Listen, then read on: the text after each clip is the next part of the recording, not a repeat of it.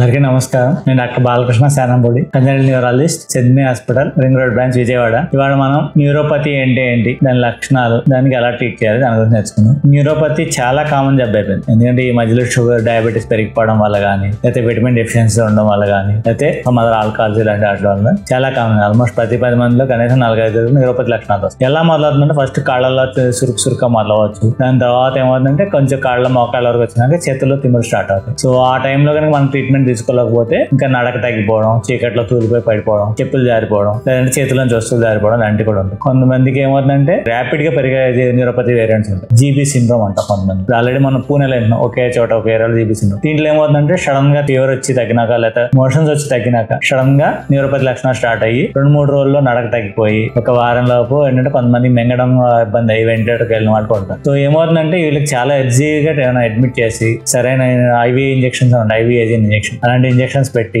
వాళ్ళు సరిగ్గా రిహాబిల్ చేస్తే ఇందులో కూడా ఆల్మోస్ట్ 60-70% మంది ఎర్లీగా రికవర్ అవుతారు. మిగిలిన 30% మంది కూడా maybe 6 months to 1 year recover అవుతాయి. సో ఈ జీబీఎస్ లక్షణాలు అంటే చాలా ర్యాపిడ్ పెరుగుతాయి కాబట్టి ఎర్లీగా ట్రీట్మెంట్ ఇస్తాం. అలాగే కాకుండా కొన్ని మిగిలిన క్రానిక్ ఉంటాం. కొంతమంది ఏంటంటే ఫెమిలియల్ గా హెచ్ఎంఎస్ అనే వేరియంట్స్ ఉన్నాయి. అవి ఏంటంటే దగ్గర సంబంధాల వల్ల వస్తాయి. బట్ ఈవెన్ దాని వాళ్ళకు కూడా సరైన రీహాబిలిటేషన్ వాడి మందులు వాడితే డిజేబుల్ కాకుండా ఆపదు. అలా కాకుండా diabetes long term almost 10 years తర్వాత డయాబెటీస్ కంట్రోల్ లేకపోతే ఒక రకం న్యూరోపతి వస్తుంది, డయాబెటిక్ పెరిఫెరల్ న్యూరోపతి. వీళ్ళలో ఏంటంటే డయాబెటీస్ లక్షణాలు కంట్రోల్ చేయడం, షుగర్స్ కంట్రోల్ పెట్టుకోవడం అండ్ న్యూరోపతి స్టడీస్ అని చేస్తాం. అది చేసుకుని మనకి ఎక్స్రేలు, రెగ్యులర్ నడక పెట్టుకుని మందులు జాగ్రత్తగా వాడుకుంటే వీళ్ళలో కూడా మేబీ వితిన్ 1 year లక్షణాలు కంట్రోల్ చేయొచ్చు అండ్ వాళ్ళు మరీ డిజేబుల్డ్ కాకుండా అల్సర్స్ లాంటివి పెరిగిపోకుండా ఆపదు. అలా కాకుండా కొంతమంది సిఐడిపి అంటాం. వీళ్ళు ఏంటంటే ఏం డయాబెటీస్ ఉన్నా లేకపోయినా కూడా నరాల్లో వాపు రావడం వల్ల మేబీ స్లోగా 3 to 6 months లో మెల్లగా న్యూరోపతి లక్షణాలు డెవలప్. వీళ్ళలో ఏంటంటే మనం సరిగ్గా ట్రీట్మెంట్ ఇవ్వడం వల్ల వీళ్ళని కూడా డిజేబుల్ కాకుండా ఏమవుతుందంటే వాళ్ళకి కూడా మేబీ 1 year లోపు వాళ్ళు ఇంకా నడక తగ్గిపోవడం, కాళ్ళలో పుళ్ళు పడిపోవడం, లేకపోతే చేతిలో స్పర్శ తగ్గిపోయి హార్ట్